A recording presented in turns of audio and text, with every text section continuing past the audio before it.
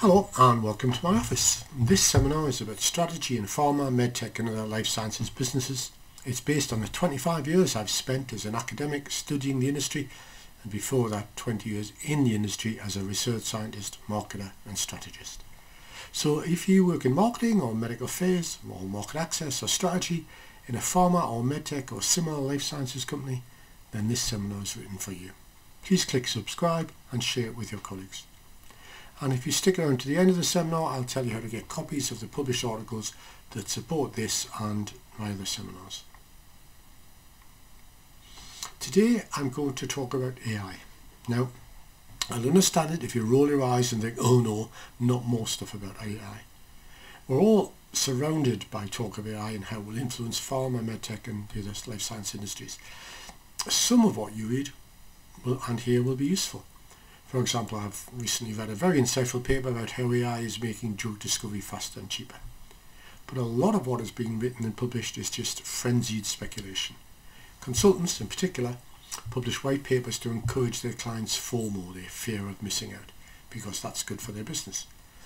And the truth is that at this early stage of the technology, any prediction of the future of AI is difficult and speculative.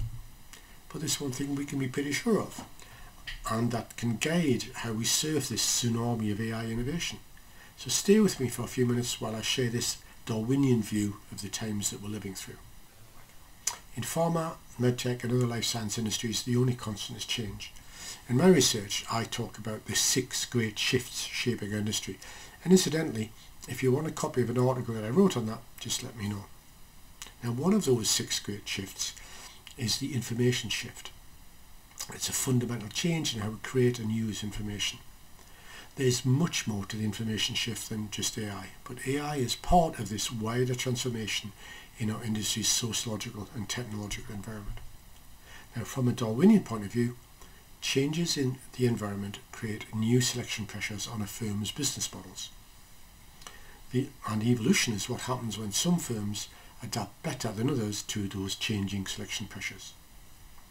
Darwin never actually said it is not the strongest that survives but the most adaptable. That was somebody else, but it's still true. So, despite all the possible and unpredictable features that AI generates, we can safely predict that some firms will adapt better to those changes than others. Some will gain from AI, some will suffer pain. The difference between the gainers and the sufferers will be how well they adapt to the selection pressures that AI creates. This isn't exactly an earth-moving conclusion, I accept, but it is a good jumping off point for some interesting thoughts about AI that I want to share with you. AI isn't an ordinary technology. It is, in the words of Eric Brynjolfsson, a general purpose technology. That means that it is one with the potential to transform the economy and not just an industry or a market sector. So if you read the work of Richard Lipsey and Kenneth Carlo, they think there have been about 24 such technologies in the past, ranging from electricity to the factory system. And what makes GPTs, general purpose technologies, interesting and different from other narrow technologies is that it isn't the basic technology that matters, it's their applications. So for example, electricity didn't change the world, but artificial lighting and electric motors did. Factories didn't transform society, but cheap mass-produced goods now define modern economies. So, according to Lipsey and Carlo, we have 24 case studies that can teach us something about why some firms will gain from AI and others will enter a world of pain. These 24 historical case studies teach us that AI will have innumerable applications, so many applications in fact, that firms will be able to spend every single penny they have on AI and still not have enough to invest in every possible application of AI. Those 24 cases also teach us that some AI applications will create value and some will just be money pits, swallowing up investment but creating no competitive advantage. If you need an historical example, think of Thomas Parker. In 1884, he built the world's first production electric car, but his investment was overtaken by the internal combustion engine. In other words, we can draw an important lesson from the examples of previous GPTs. A lesson about which firms will gain from AI and which firms will not. It isn't the biggest, richest or most innovative firms that will survive. It is the ones that make the best choices from the myriad, countless AI investments available to them. If you learn the lessons from earlier GPTs, you might now be asking, so what applications should a firm invest in? Well, that's the wrong question, I'm afraid. The right question is, what applications should my firm invest in? Because the answer is not the same for every firm.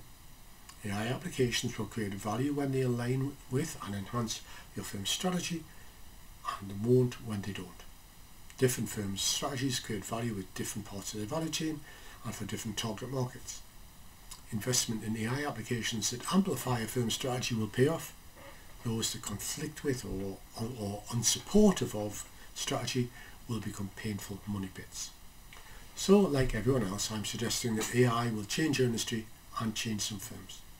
But I'm also reminding you that some life science firms will adapt to an AI world better than others. The best firms will invest in AI where it will amplify their competitive strategies.